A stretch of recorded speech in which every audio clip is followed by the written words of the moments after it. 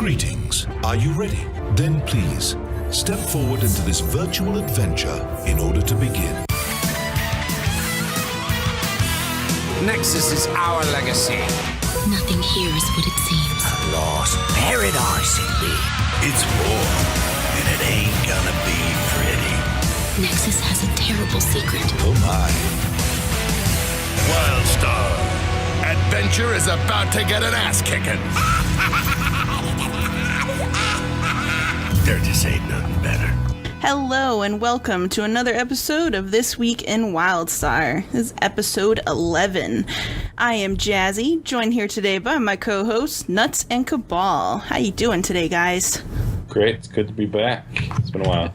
Totally looking forward to it. We're going to have a whole bunch of fantastic topics here that I'm looking forward to talking about. Mm-hmm. These ones are a little heavier than normal. Yes, they are. They're going to be some of those things that I think you won't ever really see a resolution to kind of topics. But, you know, that's cool. That's what we're here to talk about. Yeah, today, actually, speaking of that, we're going to discuss what is hardcore. You know, Wildstar advertises themselves as hardcore. That's their big thing. So we're going to talk about what that means to each one of us. Wow. And then also, Drop 2 is going to be coming soon. And right now, the PTR is live. There's a lot of really good patch notes that we've dove into and picked out some of our more favorite ones, including the big one, Daggerstone Pass. And then on top of that, we're going to keep our segment going for our open mic. So we hope you guys will stick around. All right, so today we're going to talk about a big question, and this comes up quite a bit on forums, on Reddit, I've seen it on Twitter, and that is, what is hardcore? As I said, Wildstar advertises their game quite a bit as hardcore, and to most people they would think that means the content is generally difficult. But actually, in discussing and watching some of these discussions go on, I've seen that actually means a different thing to different people. So I thought it'd be interesting for all of us to talk about what it actually means to us here on the show. And we're going to start with Nuttz. Okay, so what I think is hardcore is a game. Well, we're generally talking about a game here like Wildstar. So it's a game that needs to be challenging and gets your adrenaline pumping, or your adrenaline flowing and your heart pumping. Not only that, but it needs to make you, it needs to punish you for, small mistakes. It can't make it easy in, any way, and it's got to make it really gratifying when you do it. And Wildstar does that. I'm going to use Storm Talon as an example, Veteran Storm Talon, Silver Run for your attunement. I'm going to use it because I've done it and Jazzy's done it. Cabal's not quite there yet. Mm-hmm. But, Yep, we got to point that out, don't we? Yeah. Of course. But, the way you get Storm Talon Silver is you got to do all the objectives and you got to do it under 30 minutes. The reason that's hardcore is not only can you not miss any objectives, you always have to pay attention to your time and make sure you're under it. And if you have a timer, it's pretty crazy when you only have 5 minutes left and you can't wipe on Storm Talon. So to you, the hardcore does mean the actual challenge of the content. Yeah, because I've wiped on Storm Talon so many times that once you actually do beat them and you do get silver, it's so gratifying and you feel so good about yourself because you beat something so challenging, like Dark Souls. You die so many times in that game. That game's pretty hardcore, along with this game and its dungeons. The dungeons aren't a joke. I think the adventures are the equivalent of WoW's dungeons, and dungeons are almost the equivalent of raids in a way because they're a lot more difficult. I remember when I first started playing Wildstar, and even just at normal level 20, I was so impressed with the mechanics that were used in those dungeons, because they were the same mechanics that, like you said, we saw in WoW's raids. That was insane to me. I couldn't believe that was happening. And this whole game is capitalized on that concept because, let's face it, 90% of the games, a lot of times it's just a stand there, click, stand and click. And now, right from the get-go, movement-based, and that's at every level, which is, again, is something new and challenging, and so you have that sense of accomplishment when you really take something on. And not only that, it's not like you can go and do it like a silver run. It's extremely hard right now for a pug to do it because you need people on comms and you need to set up interrupts because interrupts are important. And, it's super hard. I'm on my I'm on the last for my silver dungeons, and I heard that could be really hard. Gosh, not looking forward to it. Not looking forward to the wiping, but as soon as it's over, I'm going to be really happy, and we're going to be moving on. Yeah, hardcore is definitely something that Wildstar's got. We have nights just to run dungeons, try and get at least know the fights so we can do silver later. Yeah. We wipe probably as much as you would in WoW's raid. I've wiped on Stormtown probably over 20 times. It's crazy, and it's really hard, but it's really gratifying when you win. Well, when I look at this whole big discussion of hardcore, and I look at it, and like Jazzy was saying, there's so many different perspective and points of view, but I agree with you that at the primary base you have to have that sense of feeling of accomplishment. But when I look at this discussion, I try to sit there and say, okay, what is hardcore by definition, which is unwaveringly committed, uncompromising, but in today's MMOs, I don't really think that exists by definition, because it's almost like the word has been hijacked to describe that feeling that developers are trying to produce in a player base, so everybody feels special in that sense of accomplishment. And so, it's not really measurable, super easy to measure, because it's become abstract. It's really an idea now more than what is meant by definition. So if you take this idea, hardcore makes me think back to the days of, Ultima Online, EQ, there's the PKers running around, and they're always, killing you and taking all your gear, and there's corpse runs and survival difficulty, and you pretty much need a group to do anything.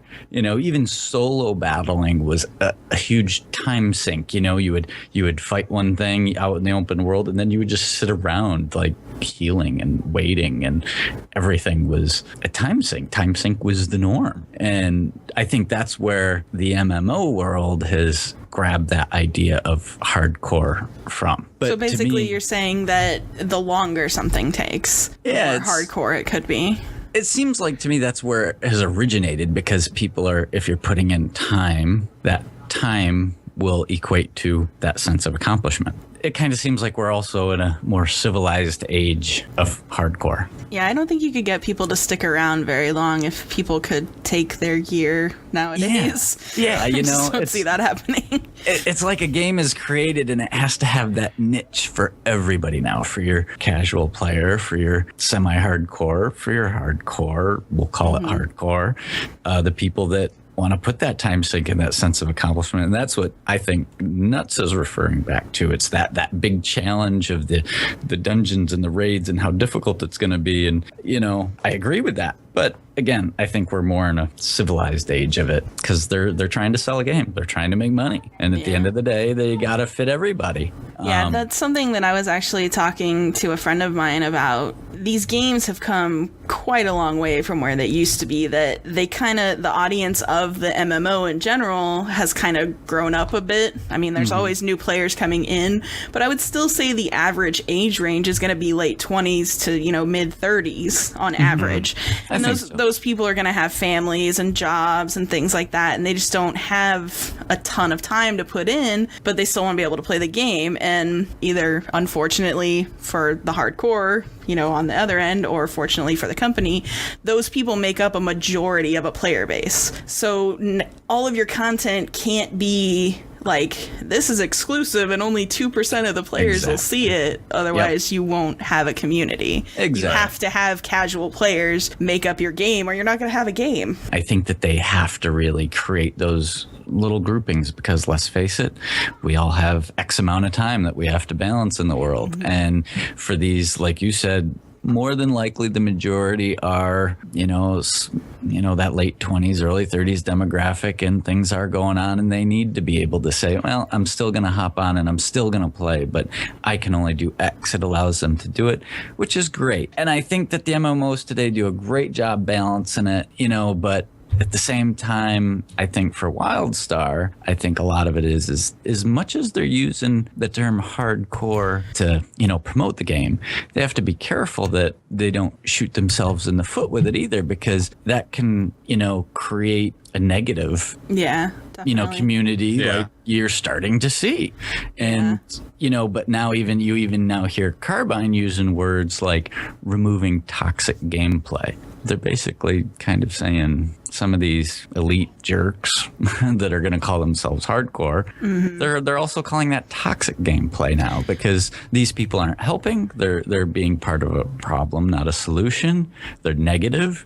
And, so I think that they have to balance. They just have to be careful with it, But at the end of the day, the community just basically has to just not be an idiot, Yeah. It's just like... Well, and I at the think end a of- lot of that toxic gameplay you're talking about comes from, I think, specifically like the medals, how they used to be, Yes. how people would just leave or, be like, screw this, I'm done. It was really bad. And it's so discouraging to be like, oh, okay, well, I'm going to have to go sit in queue again for 30 minutes if you're a DPS, But now those same people though that are jumping out are these people probably that are attaching themselves and saying, well, now you're not hardcore because you're changing the medals. And so now they're using this hardcore in a negative connotation within the community. So it can create a toxic community or it can Sense create of really elitism. Yeah, or it could create a positive community. But I think Wildstar does, and I think they acknowledge that they have to be careful not to overuse it because it could create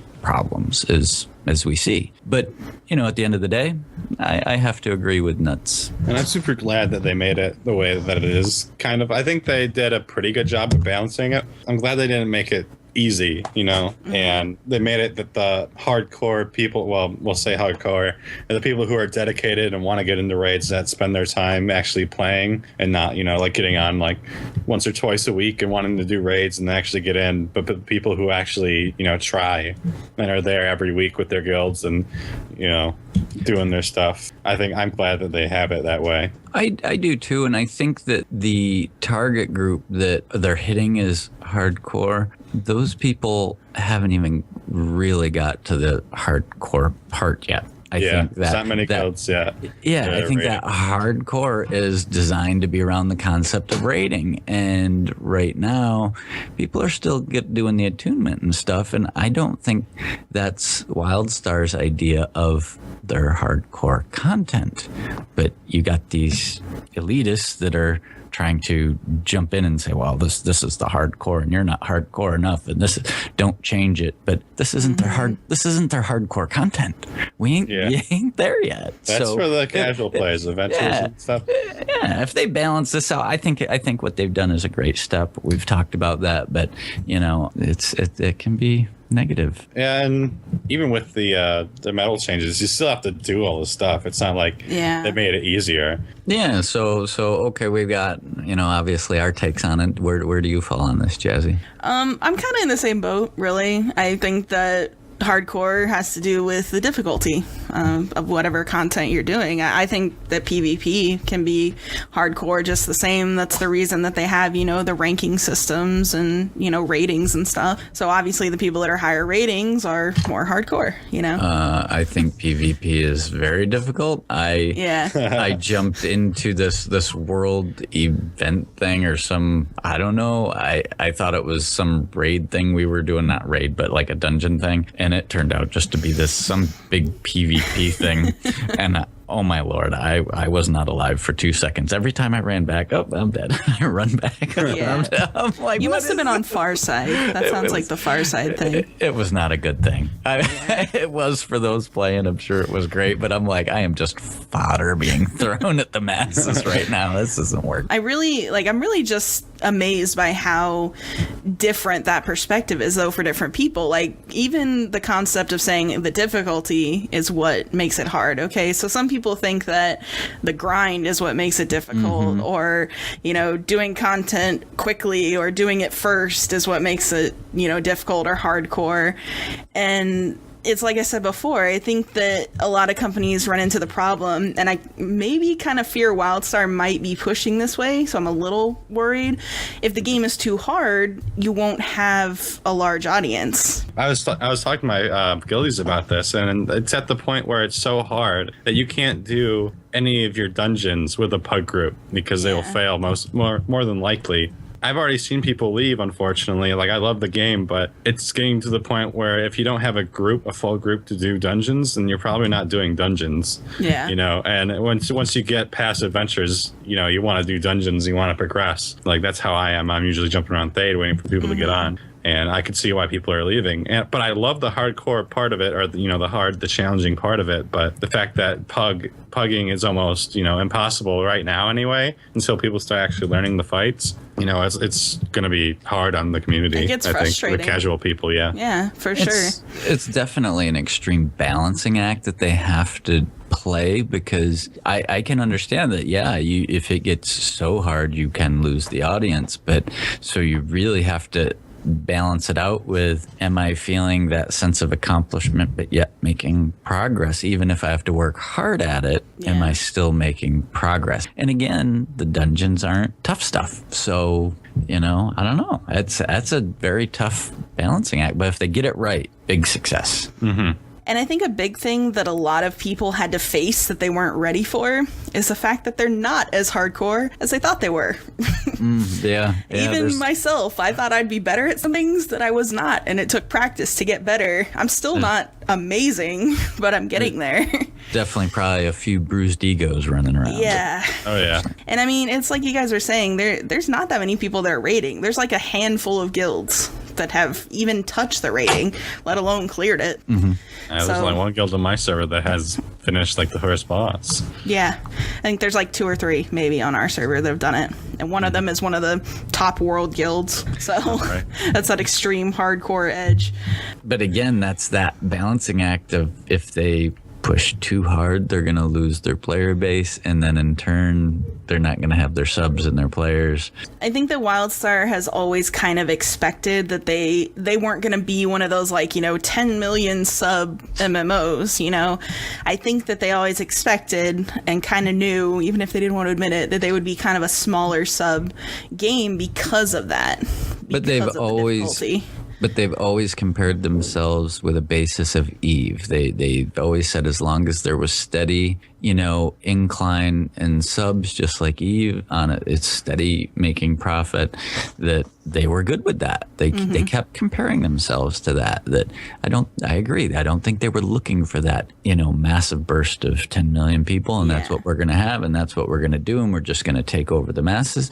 No, they were, like they said, looking at a target audience, and if they were steadily inclining, they were happy. But it is funny because, you know, back before Wildstar came out, you know, you would always hear people, I want an MMO that's harder, that's, you know, hardcore, that's difficult, because as WoW started to kind of push themselves more towards the casual friendly audience. And I know a bunch of people are gonna be like, did you finish all the heroic content? Yes, I did the heroic rating, so I know what I'm talking about. Yes, I've done it. It's still not, I would say, even comparable to anything that Wildstar has. And it's funny that people are like, we want this, we want this, we want this, and then there's so little people that are actually like, okay, I like this and I can do this. I'm gonna be careful of what you ask for. Exactly. But I mean, I think that if they do it right, and this is the problem that I think a lot of games run into, and I think this is what happened to WoW. WoW used to be somewhat challenging back in its first 4 years or so, I'll say. And then it kind of just got more interested in that casual base because, like I said, it's more people means more money. I think that Wildstar can accomplish the fine balance of hardcore versus casual content. They just have to be very careful. They really need to be careful with what they do with that, so that it doesn't become, you know, this content's for casual players, but if you want to be hardcore, you have to do the casual content and the hardcore content, because then people get burned out. It's just a fine balance that they need to find.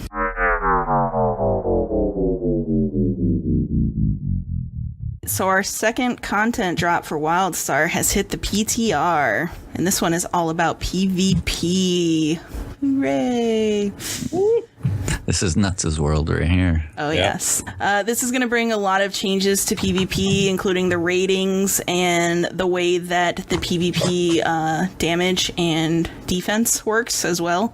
I'm sure some welcome changes.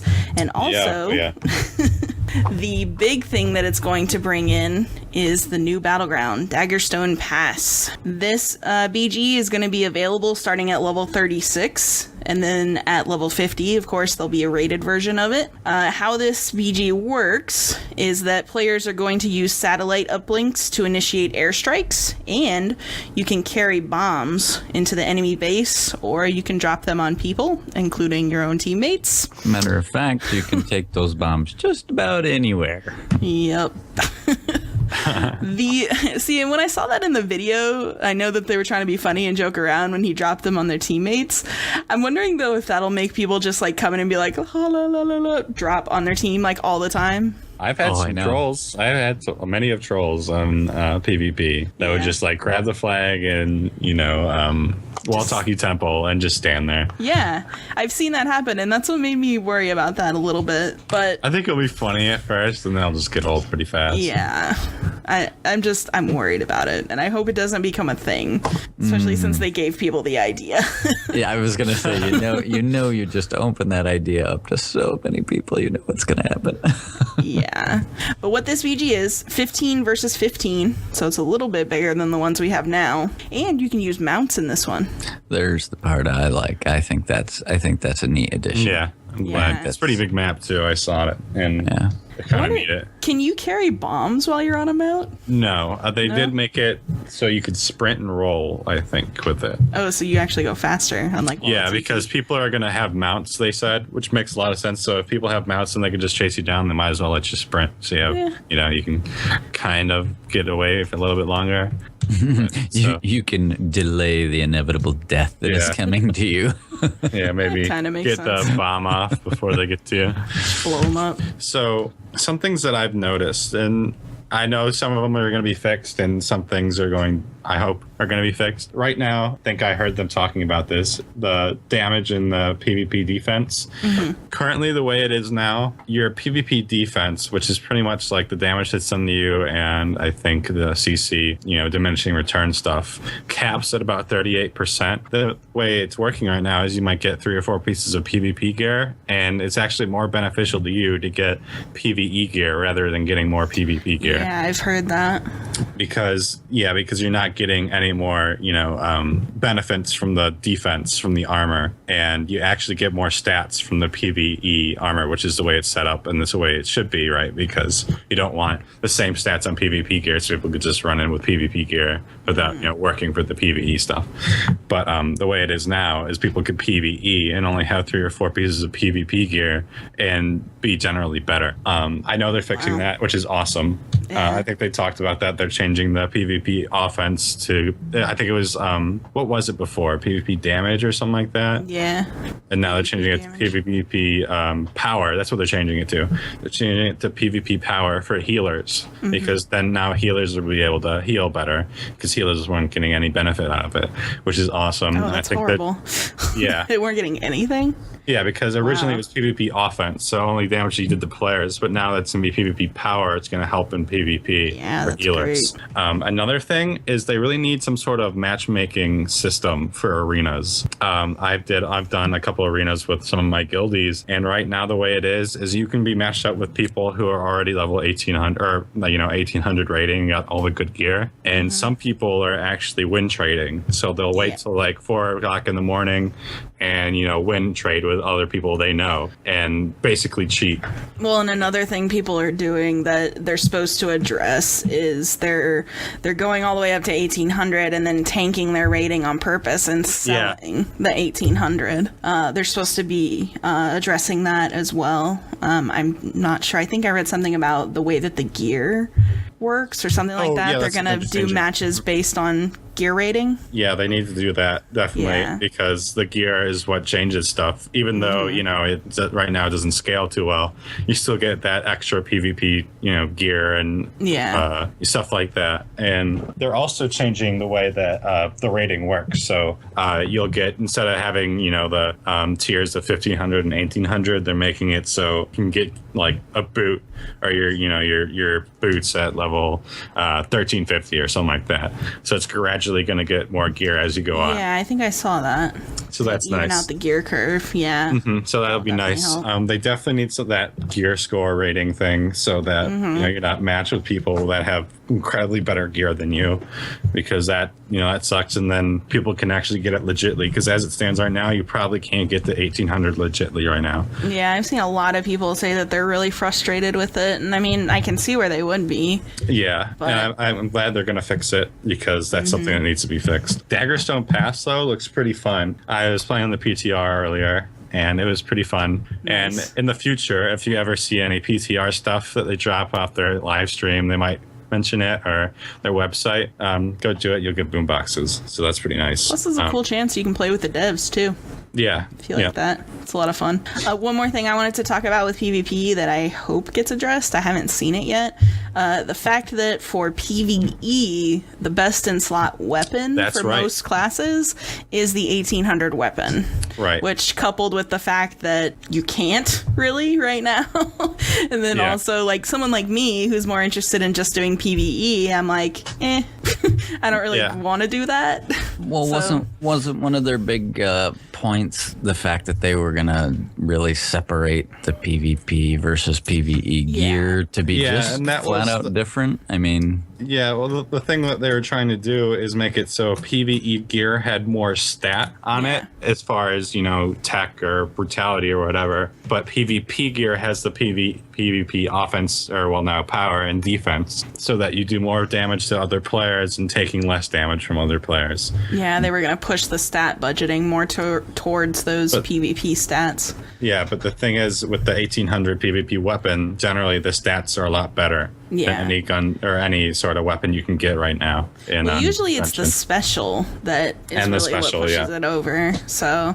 I don't know how they're going to adjust that, because I looked at it, the weapon, like I'm a spell slinger, and I have the weapon from Crime Lords of Whitevale, which is a pretty nice weapon.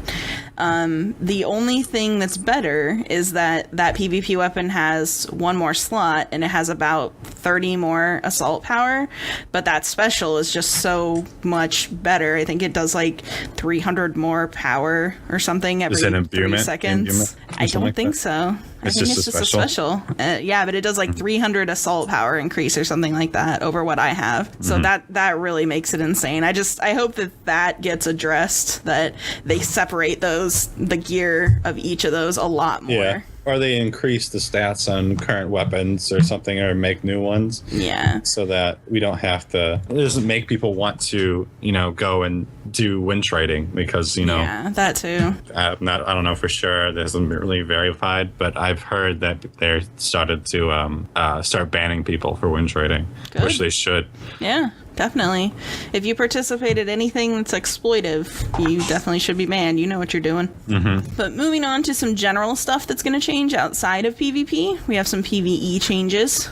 This is a good one for me, playing a Spellslinger. They're making improvements to line of sight checks on hills. This is one that I think is good, because I run into no end of issues with that with my bots. Big surprise, but there's no end of those headaches. I'm always like, I'm near a hill. That's not just working. Yeah, I mean, it doesn't even have to be like a mountain. Just like a little lip or a little rock is sticking out, and I shoot and I miss my ability. Yeah. I'm like, I played a Spellslinger in beta, and it was hilarious. Like I'd be like slanted upwards a tiny bit, and my charge shot would just go like into the sky. Yeah. Doing no damage. I'm like, it's out of my patch.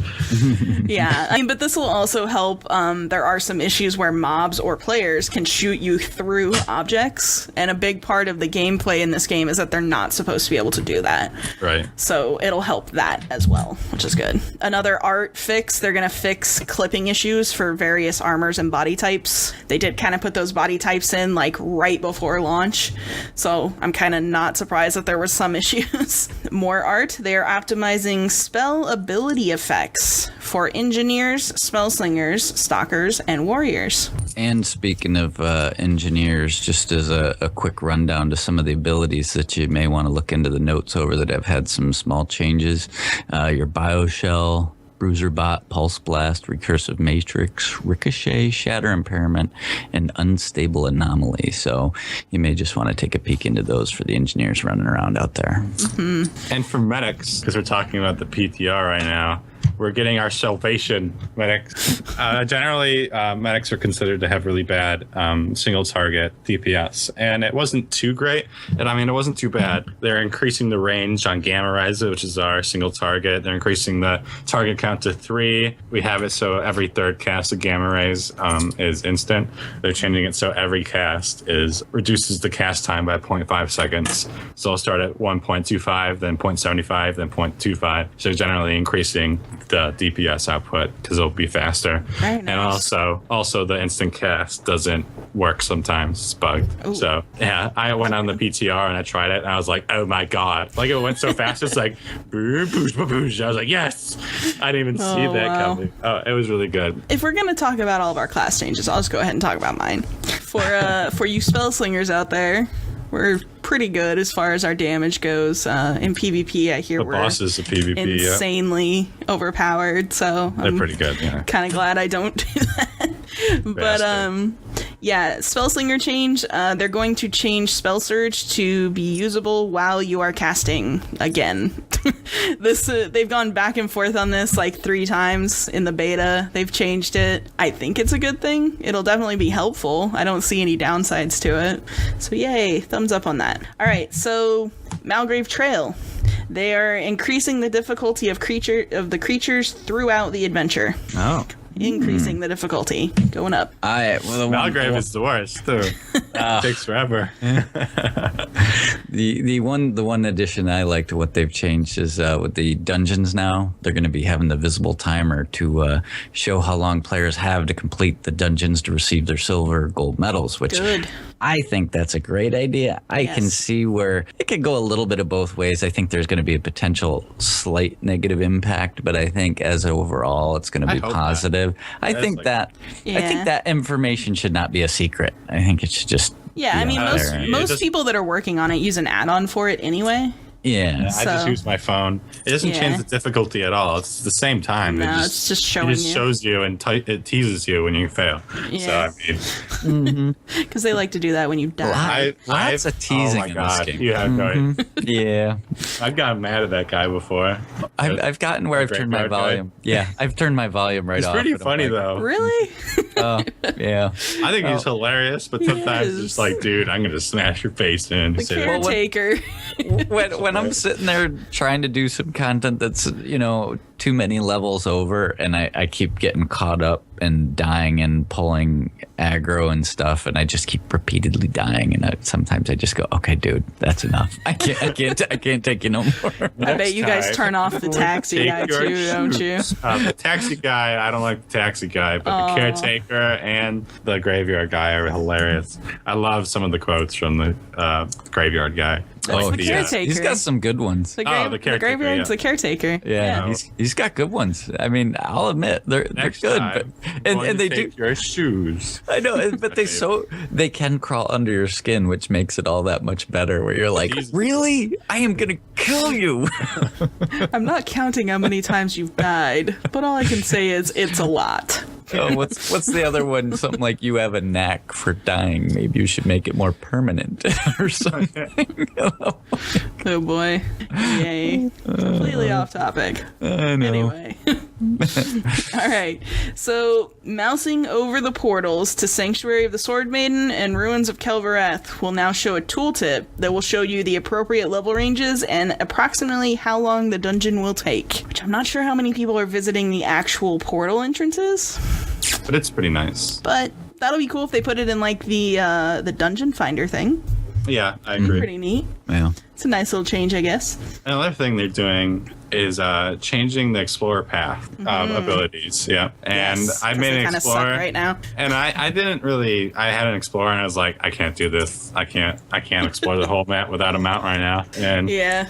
So I don't really have one, but I know the abilities, and they're generally not good. I think the best. Yeah. I mean, the way they tried to problem really is that the explorer is the only one who doesn't have an ability that is helpful to a group. Yeah.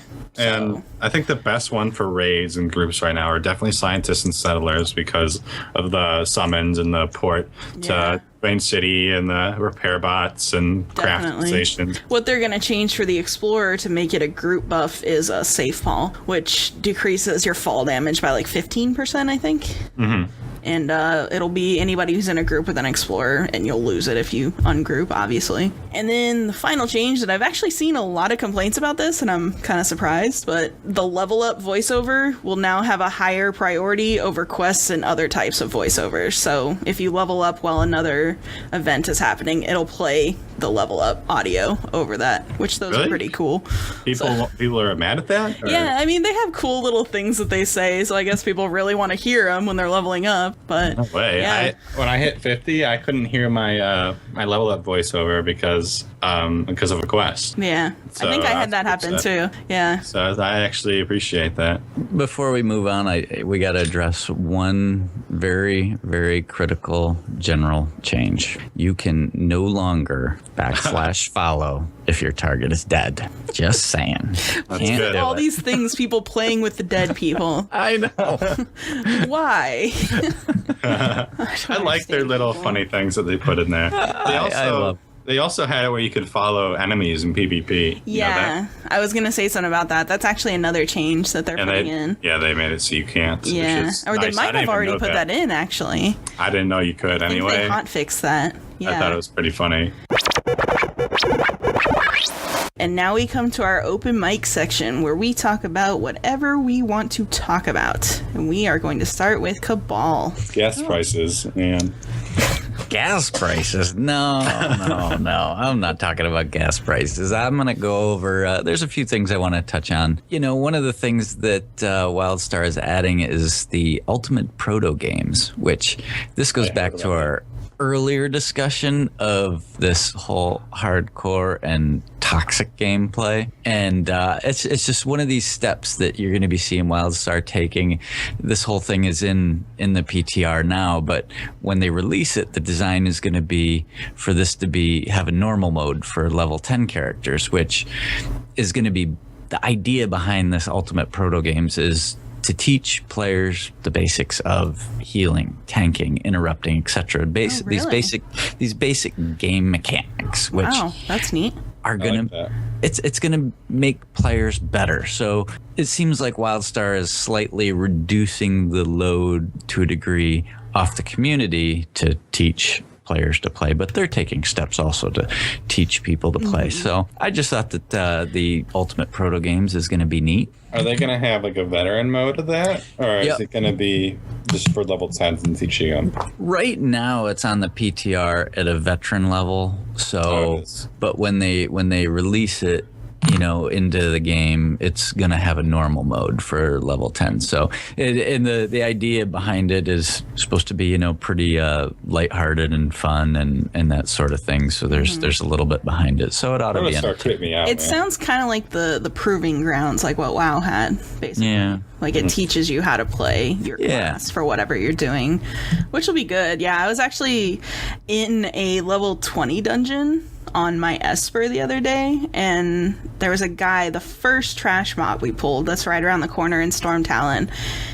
Somebody missed something, and he's like, interrupted or I'm leaving. That's what he said. It's pretty bad. It is. Before we even finish pulling it, he leaves, and I messaged him. I'm like, how are people supposed to know what you're talking about? You said interrupt it.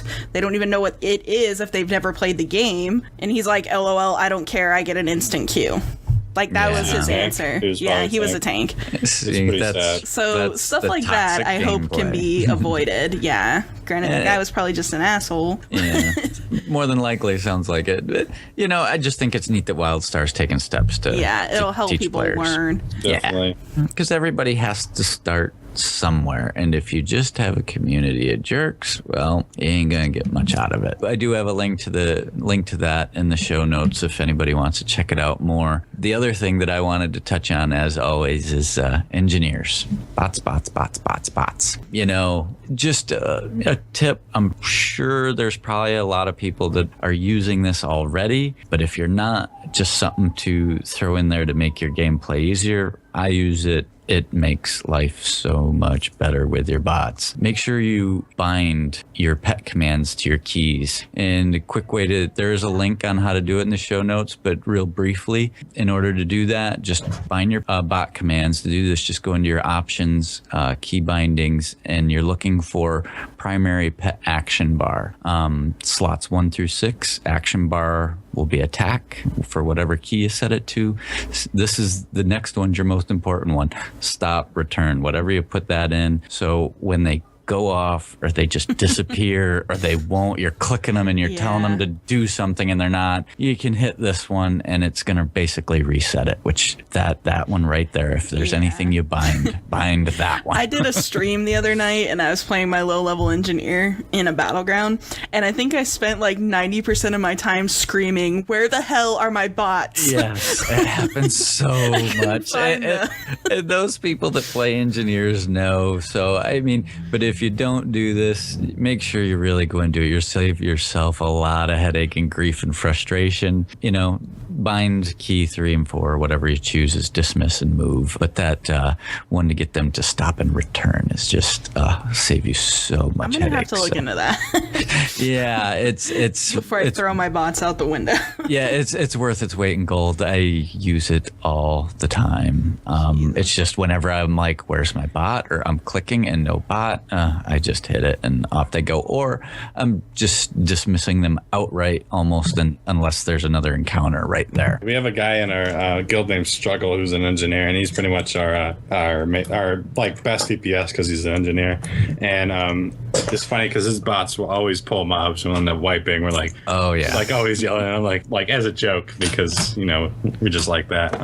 Like, damn it, Struggle, watch your pet or whatever. Yeah, they will pull everything. I've got myself into more trouble over those damn bots. They just pull everything. Yeah, it's like we don't care, but like, it's just hilarious. But you will even while you're questing alone, they'll just start getting into, like, you're trying to cut around this corner up the slope, and you're like, I don't want to drag everything. I'm just going to cut around because my goal is up here. They'll Not just today. Next thing you know, there's like 4 or 5 things coming about behind you, and you're like, oh my god, stupid bot. But so just bind those keys. Get in the habit of doing it. You'll be much happier with your bots. The last thing I wanted to touch on real quick is just a reminder for some possible lag solutions. If you're hitting some lag going on, if you find your frame rates drop, keep in mind that certain add-ons are causing frame rate drops. Yes. So if you all of a sudden are playing and then you're kind of going, Jesus, this is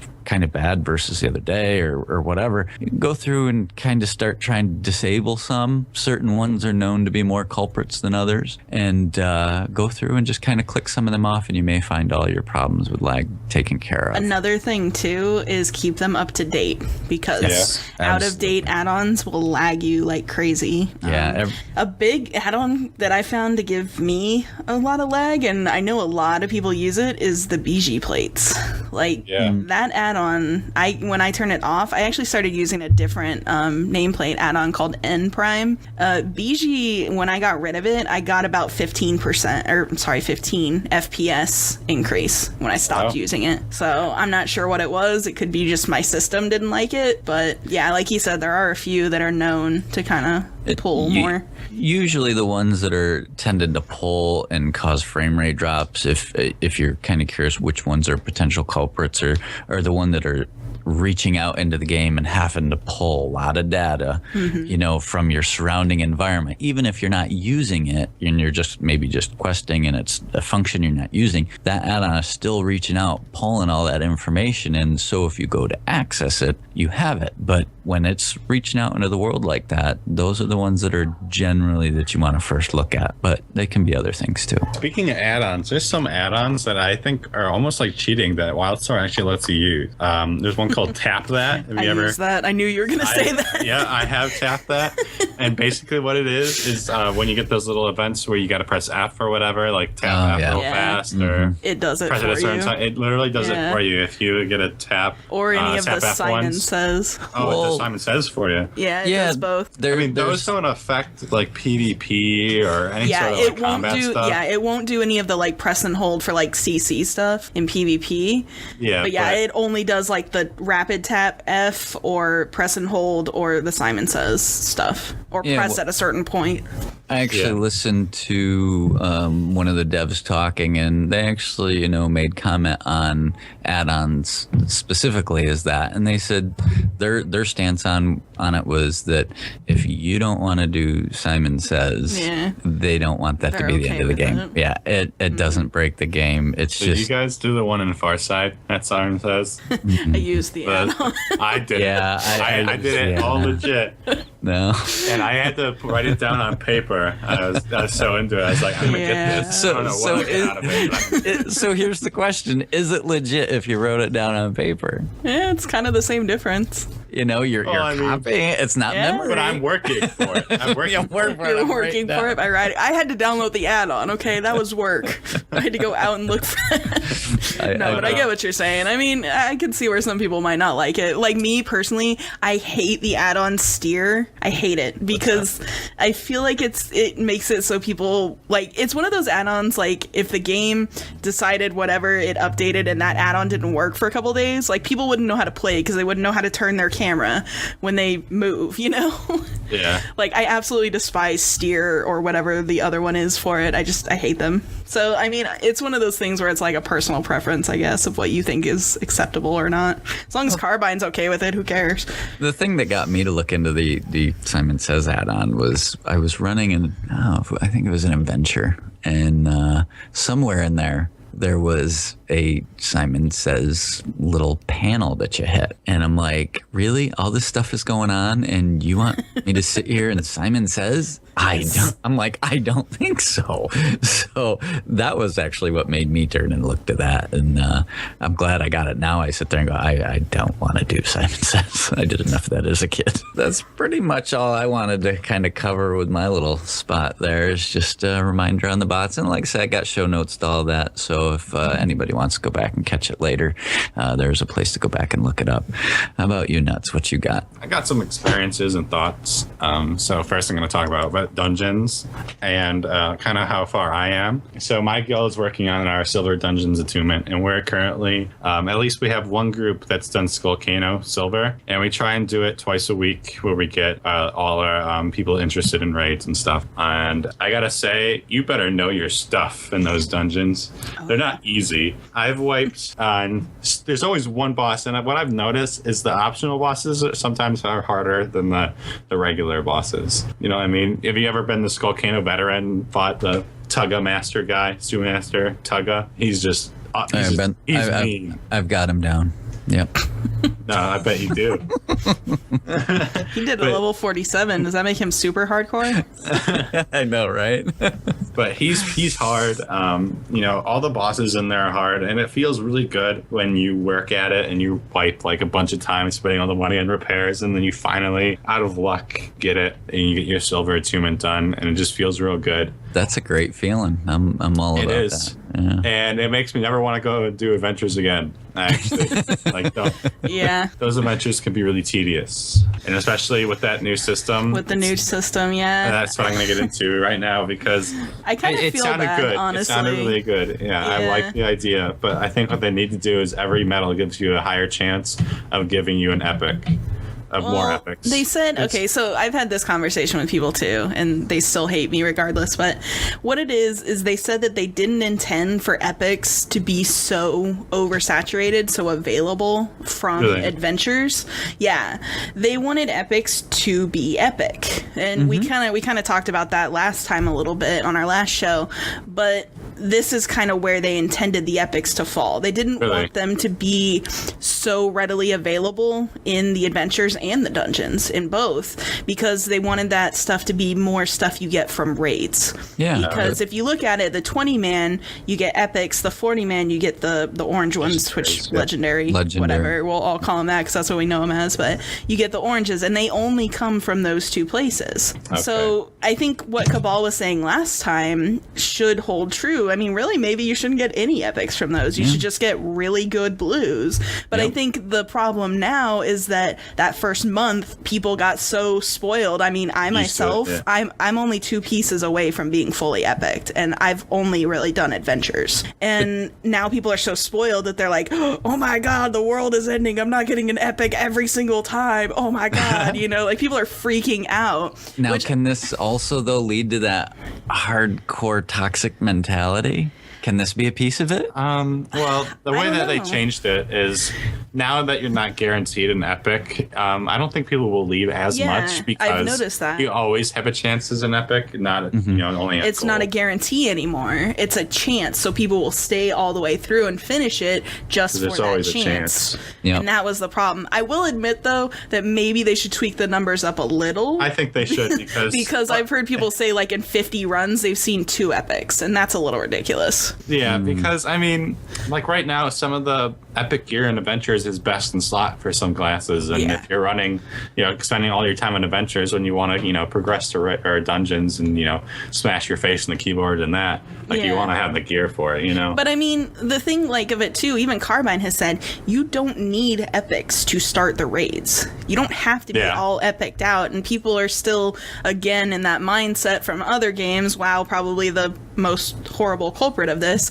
that you have to have epics before you can go do that content. They've said straight up, you can have blues and be fine and go start genetic archives. You don't have to have epics. But the thing too is that, like you said, a lot of best in slot gear is coming from adventures, and even if they want to put epics and stuff, it should be coming from the dungeons, because those are a lot harder. I agree. I think dungeons should drop the epics and keep the blues and adventures. I mean, and it's like me, like I said, I'm like 2 pieces short of being fully epic, and those 2 pieces that are my best in slot are first bosses in each of the dungeons. Yeah, I only have like probably 3 pieces of gear from dungeons, and the rest are all from adventures. And I think also the other problem that people might be having is, even again using myself as an example, with this change, because it's such a drastic change, people like myself would be at an advantage because I almost fully geared out when that was possible, and now those other people can't catch up to where I'm at. Yeah, but, you know, I got lucky. I got pretty lucky. Yeah.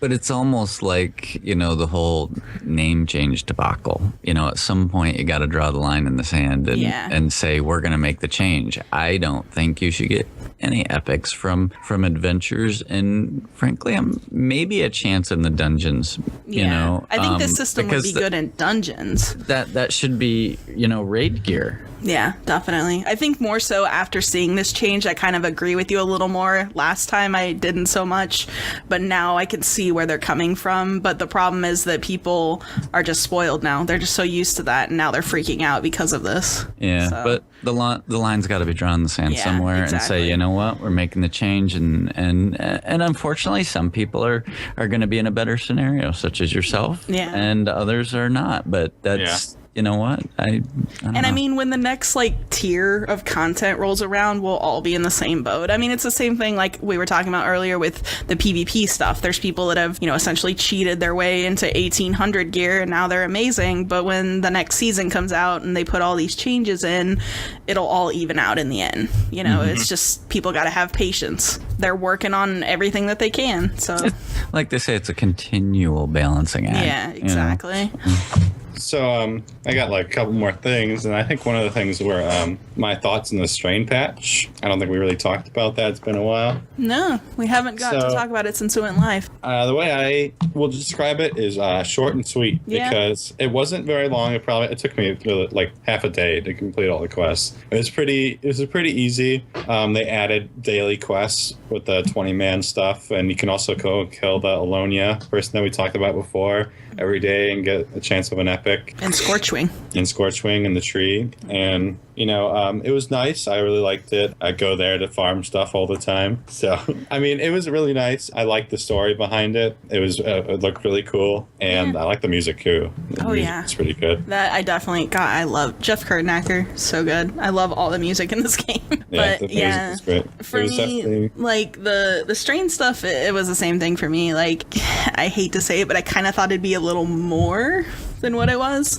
but it's still fun. You know, I just was expecting a little more. You have to realize, like, a lot of people don't, is they're like, oh, it was too short. And, like, they're releasing this stuff every month. Yeah, a month after. They don't have a year to complete, you know, a zone with all these things. And they will eventually, you know, and they're doing it every month. And you're not paying for another box. I mean, like I said, I wasn't disappointed. Right. No, I liked it. It was fun content. I just kind of thought there'd be a little more meat to it, but they kind of have to have stuff to like spread out, I guess, you know? Yeah, exactly. So I'm sure. And I like that they're focusing on, you know, the lore and the new PvE zone, and next is PvP. Maybe next we'll get a dungeon. Maybe, you know, that veteran. They've actually already started teasing. Obviously we know the next drop's going to be PvE related, but yeah, I'm hoping for a dungeon. And the last thing I want to talk about, which we already kind of touched on, was the pugging dungeons and stuff, because you know, we've already lost probably like 3 or 4 people because they were bored because they got the dungeons and we couldn't set up nights where we all got together because, you know, real life. Yeah. So, you know, if they can't do dungeons because, you know, you need a group basically to get your silver achievement done, you know, it kind of sucks. I mean, I like that it's difficult, don't get me wrong, but as long as the interrupts are there, because that's, you know, that you need communication for that. Yeah. And people don't understand that we should probably set up interrupt groups before we start this. Adventures are puggable. I could do adventures and get gold with a pug, but dungeons right now, until people learn the fights and learn that you need to set up interrupt groups, you know, it's definitely hard. And it's going to be hard on people if they don't have a guild to rely on. Carbine has even said that their next attunement will not be nearly as hard as this one. They kind of, they realized, I think, that this is where a lot of people brick wall, is at the dungeon part. I've seen so many people that are on that part or stuck there, just kind of spinning their wheels trying to get through it. And, it's ridiculous. But yeah, even Carbine has acknowledged that, you know, maybe that was a little much. I mean, I like the attunement. I mean, there's a lot to it, but the silver, you know, it's impossible to do right now. You essentially have to have a group, like you said, because you can't stop polling. You cannot stop polling for 30 minutes in Stormtail, and you have to keep going. Everyone needs to be. We try and make sure we test people to see if their TPS is good or if they're healing, like how long they can go with focus, because you can't stop. You have to keep polling. You can maybe stop for a second to change your bars for like a cleanse or something, but it's definitely hard. And I think in the future, people will, like, you know, start to understand what we got to do and how to pug stuff, and hopefully we look back on this in like 6 months and it's like, oh my God, that's easy. Dungeons are gratifying, they're hard, but you should probably get a group for now. You should probably stick with a guild. Well, I think one of the problems, though, I kind of have the impression of is right now you have a lot of people out fishing for guilds. Like, everybody's kind of wanting a guild. They're looking for guild groups that are already basically fleshed out and ready to go run dungeons or raids, and people are attuned, and there isn't that many people around or at that level maybe, and people aren't sticking together long enough to really form these solid groups. It's like we're just having that problem. Yeah, they're fishing and hopping, and it's like, how do you get a solid group together to say, okay, we need to go do People don't X. want to put in the work. They want to go into a group that already has it done. Right, but luckily we have some. Everybody's on the same mentality, and it's not happening. And it's hard to get people right now, because right now people are settling down with their own guild. And one of the guilds on our, I'm actually not going to say it because you better join our guild instead of theirs. There are people that are jumping ship from their guilds right now so they can join this guild group that's raid ready. And you know, it sucks, and people are getting, you know, I've even seen people run into the problem. I've seen guild advertisements where people are like, we won't take you unless you're ready to raid. Like, they won't even help people with the attunement. That's how that guild is. Yeah. So that's kind of ridiculous too. It's like, if you're raiding, then it's probably real easy for you to take, you know, half an hour, and take someone back and get them that, you know, medal. But you know, that's all I really got. How about you, Jazzy? What you got? Just a couple quick things before I really get into what I want to talk about. I just want to let everybody know that we were away for a while because of myself. I had some medical issues come up a couple weeks ago that pretty much didn't allow me to be very present for the show. We tried to do it, but I wasn't feeling it. So that stuff has been taken care of. I'm better now. I'm fine, obviously. While we... I died. I'm actually not here. During the time we were away, I actually was partnered on YouTube with the Freedom Network. So because of the partnership, I'll actually be able to start giving discounts from sponsors very shortly. I've got a couple links I'm getting set up for a few different things. That'll be stuff like gaming gear, computers. So I'll be able to give some pretty good discounts on my videos and stuff like that in the next coming weeks. And like I said, I know I haven't posted anything on my YouTube channel because of my medical issues. I kind of took some time off just from everything publicly. I wasn't even really playing the game that much. But I did start streaming a little bit more. If you guys want to follow me on Twitch, it's twitch.tv/Jazzy_Chua, same as my Twitter and everything else. I don't really have like a schedule down for that, but I do want to start doing it more. I'll probably do it more so like on weekends for a while, just to see if I can get a schedule going. And then also on the YouTube channel, I'm going to start in the next couple weeks actually doing some guides. I haven't done a single guide yet for Wildstar, which I really need to. I have more content videos, and you know, along with the podcast, we're going to continue to do that. We didn't go away. Sorry, we were gone for a while, but we're continuing the podcast, obviously. That's everything with my YouTube and like my personal life. As far as Wildstar, I started leveling a new healing Esper. I've been PvPing mostly with her, and Espers are pretty OP in PvP healing, I must say. That's Really? pretty crazy. Yeah. Pretty much all I have to do is like spam soothe. Spellslingers are bastards. Yeah, I've heard that too on Hate 'em. both Hate 'em. healing Hate 'em. and DPS. I hate them. But yeah, I like PvPing on the Esper healer and the engineer DPS. I really don't like PvPing on my Spellslinger DPS though, for whatever reason. I don't know why. That's my main, but yeah, I'm really enjoying the Esper. I started doing some dungeons on her too. Obviously, you heard my horror story about the asshole earlier. Oh yeah.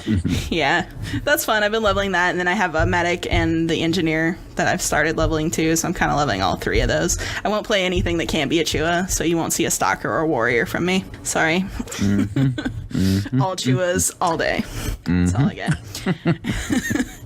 And then something that I see come up quite a bit on Reddit especially is people don't know that you can make a pretty decent amount of money from doing dailies. They don't see a point in doing them after their Elder Gem cap, but I can tell you I make about 5 to 6 platinum a week after Elder Gem cap just from the dailies. That's not including I always get at least one BOE drop, sometimes 2 or 3, and I've gotten an epic before. So you can make a pretty decent amount of money doing this, and those blues always sell anywhere from 30 gold to a platinum plus themselves. You can also get the scavenge supplies when you do the challenge, and those give you a chance of giving you good amps that sell for a couple plat. Yeah, I always get that back. People say you should go for the index, but I found it more possible to get a better amp that will give you more plat, like trigger fingers, for example, and stuff I like still that. need that damn amp. That's the reason I get that bag every time.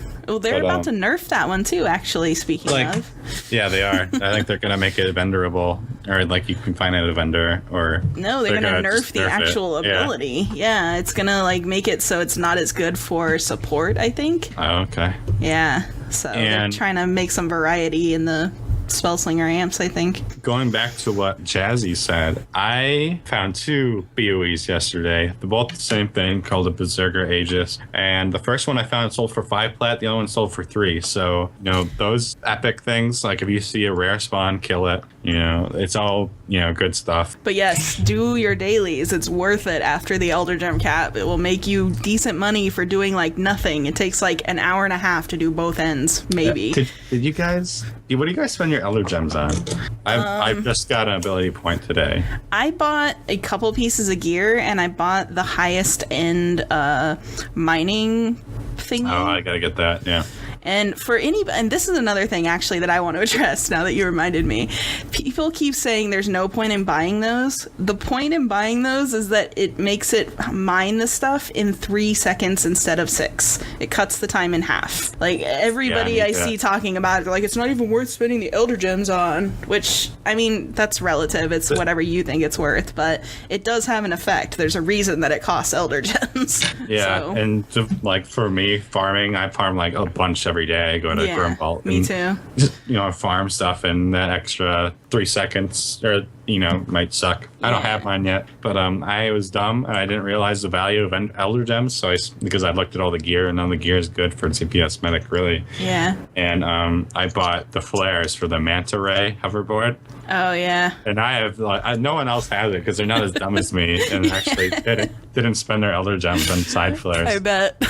And I look badass, but I'm like, we actually did some math, and we found out for the action sets, the ability and amp points, it will take you about 9 months to get everything. Yeah. If you just buy that stuff. They addressed that recently. They said that they upped the chance to get it from the world, but it's still pretty low. If you're getting it with Elder Gems, it's gonna take you months. Yeah. Almost a year to get everything. It's supposed to be an investment thing. But yeah, I think that they still need to work on that. That is something else that needs to kind of be tweaked a little bit, because they said I kind of like that. Well, they said originally that they wanted the Elder Gem one to be a fallback method, not the this is how you get it method, which right now at the current drop rate, that's they sell for like 20 the best way you can get it. Yeah, because you can get them from PvP bags, you can get them out of boom boxes, you can get them just off of mobs, you can get them from challenge bags, you can get them anywhere, but it's stupid low. It's 2 in 10,000 or something like that. Definitely need to look at those. Do your dailies, get those bags, start opening them. Yeah. Give me a trigger fingers amp. I need it. Yeah.